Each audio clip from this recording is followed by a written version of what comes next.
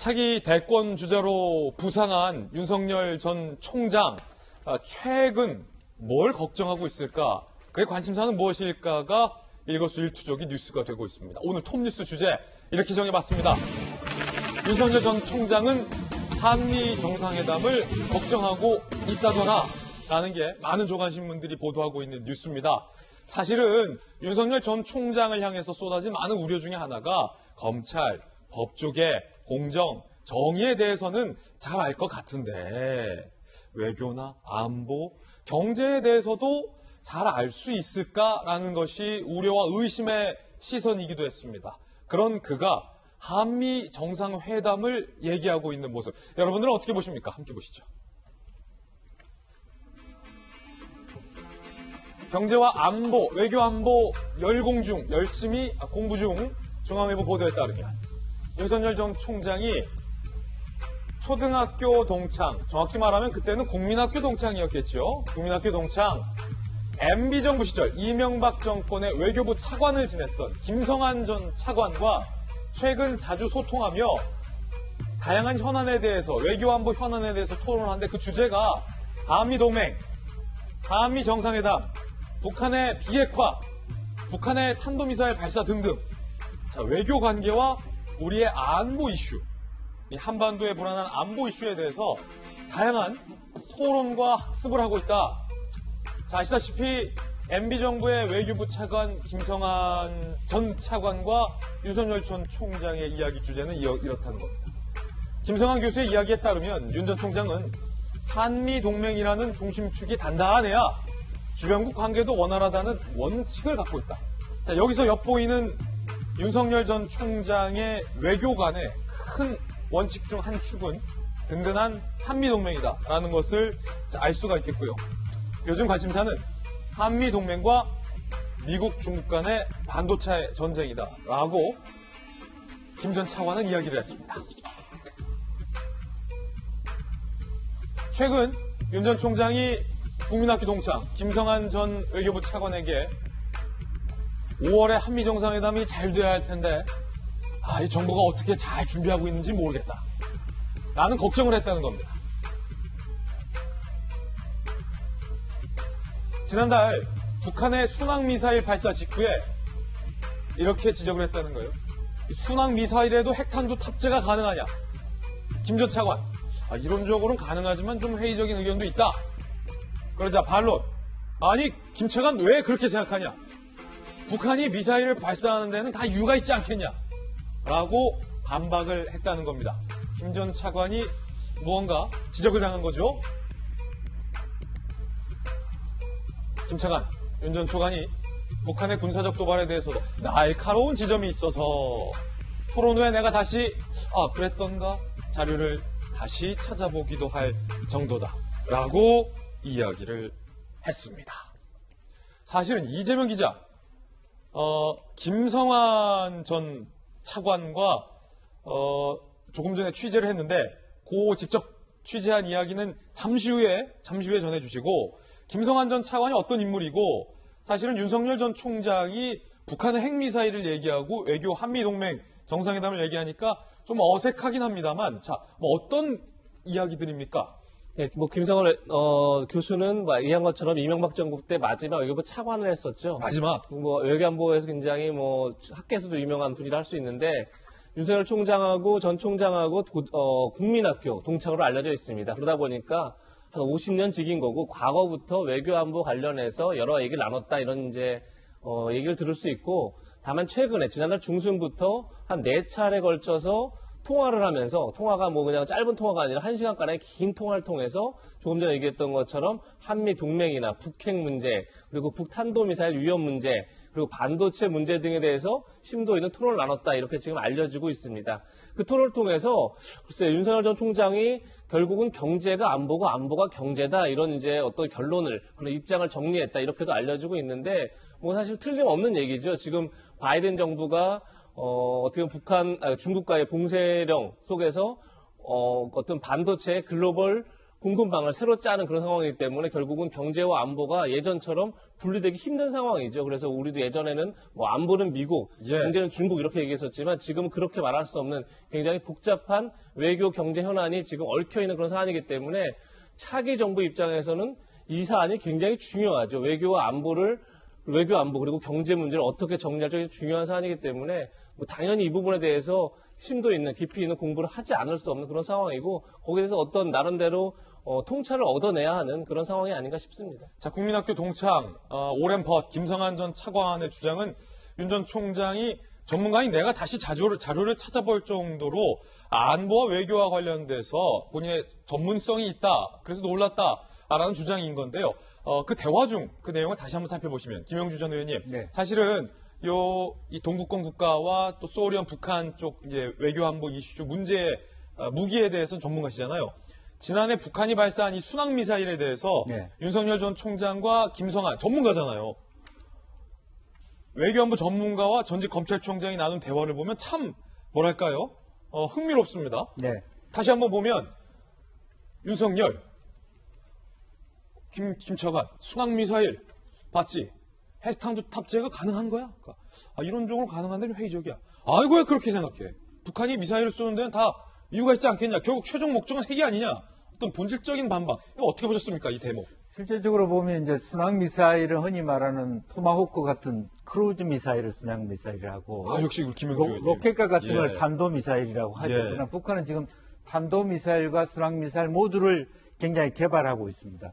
그런 의미에서 사실은 인공위성에다가 앞에 핵만 넣으면 핵탄두가 되는 거거든요. 그 예. 이론을 생각해 보면 사실은 이론상으로도 그렇고 지금 윤석열 총장이 얘기하는 거는 이론에 그치지 않고 북한이 의도하는 거는 크루즈 미사일, 순항 미사일 앞에다가 핵을 넣는 기술을 개발하고 있을 수도 있지 않느냐.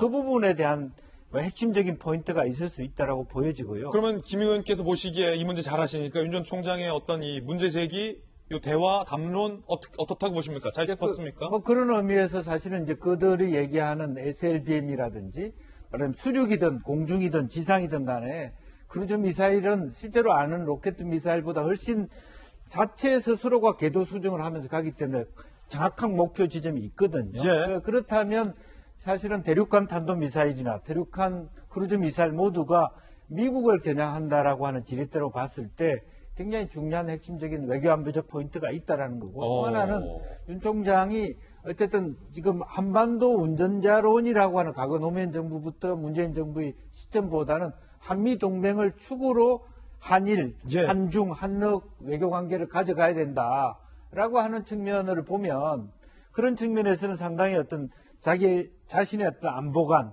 또 입장들이 명확하다라고 보여지고 그런 의미에서 반도체 문제도 결국 미중 간의 말하자면 그 외교 관계도 어떤 입장에서 우리가 취할 것이냐.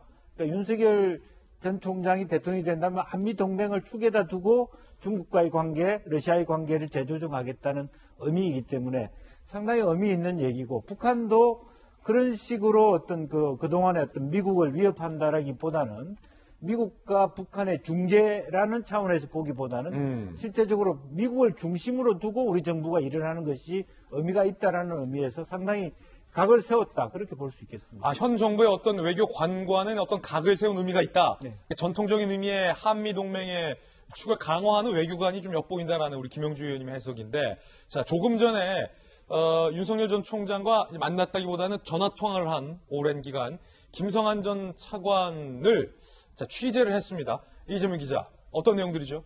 예, 뭐 조금 전에 얘기한 것처럼 네 차례에 걸쳐 통화가 있었다. 지난달 중순부터요. 그렇게 해서 네 차례에 걸쳐 통화하면서 북핵이라든지 한미동맹, 그다음 북한의 군사 위협 등에 대해서 심도 있는 토론을 나눴다는 건데 조금 전에 김영준 의원 잘 얘기하셨지만 이 북한의 군사 위협이 왜 중요하냐면 현재 문재인 정부에서는 미국 바이든 정부를 향해서 2019년 2월에 하노이 노딜부터 그 노딜의 실패를 딛고 거기서 다시 대화를 나누자 이렇게 얘기를 하고 있지만 실질적으로 이런 상태에서 대화의 문이 열린다는 건 굉장히 불가능하죠. 그래서 실제 많은 전문가들은 결국은 2018년 1월 대화 국문이 열린 것 자체가 2016년에 북한이 핵실험을 하고 그리고 유례 없이 강도 높은 북한에 대한 통제, 북한에 대한 봉쇄가 이루어지고 그리고 나서 이제 대화가 진행됐거든요. 그래서 다시 얘기해서 조 바이든 미 정부하고 동부와 다시 지금 북한이 대화를 하려면 결국은 북한에 대한 또 유례 없는 봉쇄가 있어야 되고 억제가 있어야 되고 거기에 대해서 북한이 다시 위협이 있고 그러고 나서 다시 대화국면이 열릴 것이다. 그런 이제 전망들을 많이 하기 때문에 북한이 과연 어떻게 다시 미국을 대화의 장을 끌어내느냐, 그래서 어떤 군사 위협을 하느냐, 이거 굉장히 중요한 문제거든요. 그런 점에서 아마 저런 문제에서 특별히 관심을 가진 것도 아마 그런 앞으로 차기 정부에서 북미 회담을 다시 끌어내려면, 그리고 북한의 어떤 위기 관리를 다시 들어가려면 어떤 것들에 중점을 둬야 되느냐, 이런 거에 대해서 방점을 두고 아마 저런 질문을 하고 저런 대화가 오가는 게 아닌가 싶습니다. 자, 국회의원들의 입을 통해서 윤 전 총장의 외교관, 안보관, 국가안보관 한번 엿들어 볼까요? 서면 답변 질의에서 보니까요. 북한 정권에 대한 인식도 국가안보를 위협한 활동에 대해서는 엄정 대처해야 된다. 이런 생각. 그리고 주적은 북한이라고 생각한다. 그래서 실질적으로 평가를 해본다면 오히려 보수 쪽에 가까운. 자, 민주당의 백 의원의 해석은 북한을 주적으로 생각한다는 등을 밀어봤을 때 국가안보관은 보수 쪽이다라는 주장이었습니다. 이 민주당 의원의 주장이 있었기 때문에 다시금 생각나는 대목은 지난 대선 토론회에서 문재인 대통령이 유승민 전 대표로부터 북한을 주적이라고 생각하십니까? 라는 질문을 반복적으로 받았는데, 지금의 문재인 대통령이 당시 후보 시절에 북한을 주적이라고 말할 수 없다 라고 얘기했던 또 장면이 묘하게 대치가 되네요. 김하나 의원님. 그러네요. 이제 이미 윤석열 전 총장은 대권 후보로서 본인이 선언을 하지는 않았지만 이미 그 대열에 오른 것 같습니다. 연일 그 여론조사에서 우위를 보이고 있고, 또 지금 본인의 목소리가 아니라 사실은 윤석열 전 총장이 누구를 만났느냐라는 것 자체가 큰 화제가 되고 있고, 또 거기서 나온 발언이 간접적으로 윤석열 전 총장의 어떤 안보관, 국가관 이런 것들과로 간주돼서 지금 나오고 있는데요. 저는 그런 면에 있어서 지금 백혜련 의원이 지적한 것처럼 이렇게 보수다 아니다를 떠나서 지금 현재의 문재인 정부와는 분명히 각을 세우고 있는 시각이라고 생각이 됩니다. 북한을 주적이라고 말하면 보수고 북한을 주적이라고 말하지 않으면 진보가 되는 겁니까? 저는 거기에는 동의하지 않습니다. 예. 그리고 저는 문재인 대통령 그 대선 토론에서도 마찬가지였는데 왜 저것을 국방백서에도 나와 있는 그 문장을 왜 인정하지 못하느냐에 대해서 저도 굉장히 좀 의구심을 갖고 있었는데요. 저는 그거는 아니라고 생각이 됩니다. 그래서 약간 문재인 대통령의 좀 독특한 그 당시의 입장과 발언이었다고 생각을 하고, 저는 대한민국 국민이고 또 저는 대한민국에서 어떤 대외적인 한미 동맹이라든가 국가관을 갖고 있다라고 하면 전 정상적이라고 하면 주적이라고 인정하는 것에 주저함이 없어야 된다고 생각합니다. 예. 어쨌든 윤석열 전 총장은 북한을 주적이라고 생각하고 있다라는 대목을 엿볼 수 있었다는 겁니다. 자, 향후에 윤석열 전 총장이 어떠한 모습으로 정계에 등장을 할지가 최후의 관심사고요. 그와 관련된 변수 중에 하나가 바로 얼마 전까지 국내힘의 비상대책위원장이었던 김종인 전 위원장이 변수가 되고 있습니다. 김 전 위원장의 이야기 들어보시죠. 앞으로 처신에 달려있다고 봐요. 검찰총장이 검사의 경력밖에 없는데 외교를 하느냐 경제를 하느냐 자꾸 이런 얘기를 하잖아요. 이것저것 다 알아가지고 대통령 온 사람 별로 없어요. 이 사람은 9번이나 시험을 보는 과정 속에서 여러 가지 자기가 스스로 우여곡절을 많이 겪고 그동안에 이것저것 책도 많이 읽은 것 같아. 단순한 검사만 한 검사가 아니.